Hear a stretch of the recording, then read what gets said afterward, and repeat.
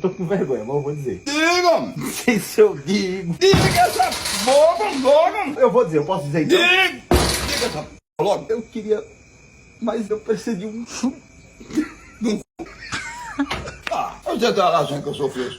Ah, pois é o seguinte, a partir de hoje você vai cuidar dos peixes. Você tem Pode que... deixar por minha conta. Você vai vigiar os peixes porque eles estão morrendo afogados. Você tem que ensinar eles a nadar. Como é que Ensinar os peixes a nadar. Homem, vai pra aqui!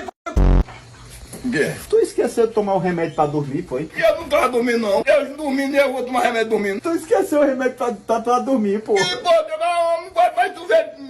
Mas não diga uma miséria dessa, não. Você vir pra aqui só me atrapalhar.